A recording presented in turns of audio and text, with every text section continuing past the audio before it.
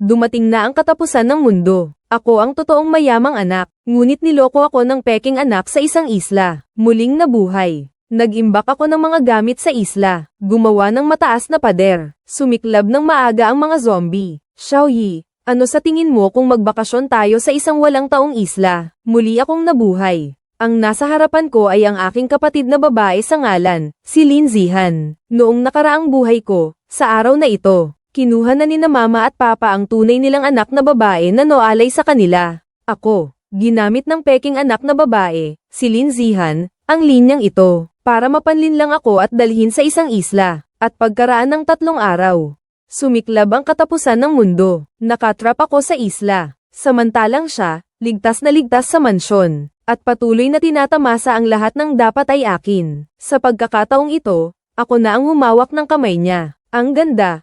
Ate, unang beses ko pa lang to, lumabas kasama ang kapatid ko. Kumislap ang mga mata ni Lin Zihan dahil sa tagumpay. Magdala na lang tayo ng maraming gamit. Maglaro tayo ng ilang rounds. Sinadya kong pahirapan. Pero ate, wala akong perang pambili ng mga gamit. Magastos kaya ito sa iyo. Agad niyang inilabas ang kanyang bank card at ibinigay sa akin ang password. 6 maliit na gabi. Huwag kang mag-alala. Kahit anong gusto mong bilhin. Nakita ko ang pagmamadali niyang makawala sa akin. Nang-isi ako sa loob. Nagmamadali rin ako. Kailangan kong makapaghanda bago ang huling pagsabog. Kailangan kong mag-imbak ng sapat na mga gamit para mabuhay. Gumawa ako ng mahabang listahan. Mga materyales sa pagtatayo, iba't ibang pagkain, refrigerator, generator, solar panel, kutsilyo, tela, at baluti. At saka ang mga piling ko pong basang tissue. Kasi naman, ang pagpupunas ng dahon sa puwet noong nakaraang buhay ko sa isla. Sobrang nakaka-stress. Marami rin akong download na teleserye. Baka sakaling matagal akong manatili sa isla. Ito na ang aking pampalubag loob. Pagkatapos ng lahat ng ito, tinawagan ko si Lin Chen, ang matalik kong kaibigan at kasintahan.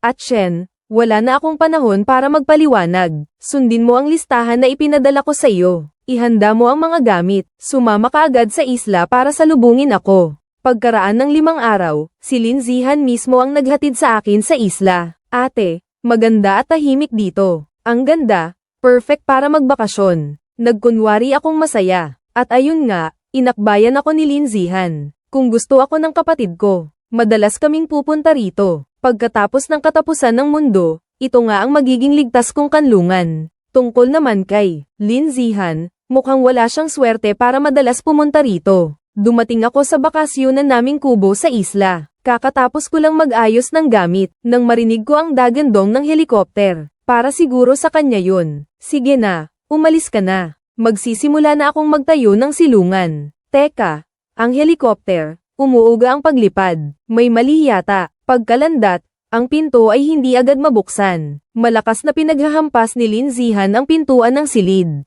Ano ba, buksan mo to. Sumagot sa kanya, ay ang nasa loob ng salamin. Isang maruming mukha ang bumangga ng malakas. Ang mga mata sa mukha ay nanlalabo na. Nabubulok na ang balat. May mga ungol na naririnig mula sa bibig nito. Mas maaga pa sa inaasahan ng pag-atake ng mga zombie. May isang siwang na nabukas sa pintuan ng silid. Isang bulok na braso ang unang sumilip. Pagkatapos ay ang buong zombie ay nagpupumiglas na gumapang palabas. Naninigas ang buong katawan ko. Sandata. Kailangan ko ng sandata. Isang backpack lang ang dala ko. At ang tanging sandata roon ay ang isang pakete ng wet wipes na dew. Mas malaki at mas makapal. Isang tingin, tama na. Fact. Asterisk ang basang toilet paper ay tumpak na tumama sa mukha ng taong nagdadalamhati. Ang taong nagdadalamhati ay nanigas. Nagulat ang ekspresyon ng mukha. Lumingon at tumakbo pabalik sa eroplano. Lin Zihan ay napasigaw, ano ba yung inihagis mo kanina? Naguguluhan din ako. Tiningnan ko ang hawak kong dew wet wipes. Kaya pala, dahil ba 99.99% ang bacteria removal rate ng dew wet wipes? At ang mga zombie ay nahahawa ng bakterya. Kaya pala natatakot ang mga zombie. Naisip ko yun kaya mag-e-eksperimento ako. Agad kong kinuha ang buong pack ng wet wipes at ginawang shield. Gamit ang healthy shield na to, unti-unti akong lumapit. Bigla na lang umatras yung 2 zombie. Sinamantala ko yun at tinulak ko sila papasok sa loob ng eroplano. Tapos sinunog ko. Ligtas na kami. Pagkatapos kong ayusin ang mga kalat, Tsaka lang nakahinga ng maluwag si Lin Zihan. Diretso ko siyang tinanong, ano ba talaga ang nangyari sa helicopter? Paano nila nagawang makarating ng maaga? Matagal bago siya nakapag-isip, nakatingin siya sa mga labi ng helicopter na umuusok sa di kalayuan. Pinilit niyang pigilan ang pagkadismaya. Sinabi niya ang totoo, mayroon pala siyang satellite phone. Kaya niyang makipag-ugnayan sa labas. Plano niyang hintayin akong makatulog bago niya palihim na ipagsabi sa iba na sunduin siya. Kaya naman pala isang araw lang ako dito hindi makatiis. Sabihan mo silang maaga silang pumunta mamaya, nasira na ang plano. Pati yung balak niyang iwanan ako, hayun, kita na kita, umirap ako. Akala mo ba hindi ko alam ang mga kalokohan mo? Nabuko na ang plano. Nagalit siya dahil sa hiya, biglang tumalon at tinuro ako. Kasalanan mo, Lin Ye. Kung hindi dahil sayo, ako ang nag-iisang anak na babae ni na mama at papa. Ikaw ang kumuha ng pagmamahal nila sa akin. Kinusat ko ang mga mata ko. Huwag mong ipagkait sa akin ang lahat, Migu. Kakauwi ko lang ay pinag-iisipan na nila akong ipakasal.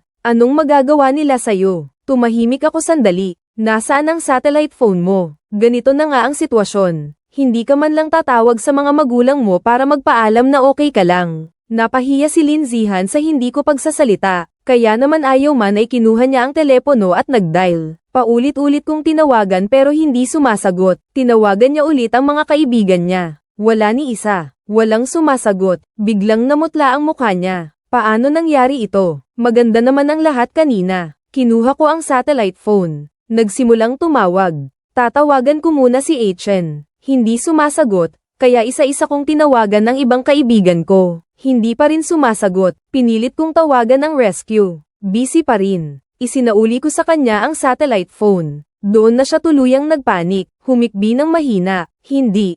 Sira lang siguro ang telepono. Maayos lang sina papa at mama. Sasanduan nila ako. Tinitigan ko ang sanggol na babae sa harapan ko. Nakakainis naman. Kahit may zombie apocalypse, ang daming arte. Ang mahalaga ngayon ay ang mabuhay. Pero ang mga gamit na inihanda ni Lin Chen ay hindi pa dumarating. May nangyari kaya sa kanya? Kinabahan ako bigla. Napagpasyahan kong bumalik muna sa kubo para tignan ang mga natitirang gamit ko. Para malaman kung hanggang kailan ito kakayanin. Pagdating ko sa may pinto ng kubo, hinawakan ako ni Lin Zihan. Ang kubo na ito ay inihanda ko. Ako na ang dapat matulog sa kama. Parang may kung anong apoy na sumiklab sa ulo ko. Bigla kong inalis ang kamay niya. Kung gayon, magandang panaginip, senyorita. Hindi ako balak matulog ngayong gabi. Siya ang magbabantay. Hindi ako mapakali. Kaya nagpunta na lang ako sa bantayan sa tabi ng dagat para magpahinga. Magsisimula pa lang umaliwalas. May isang bangka ang papalapit sa abot tanaw. Mabagal ang takbo nito. Biglang bumilis ang tibok ng puso ko. Si Lin Chen na kaya ito.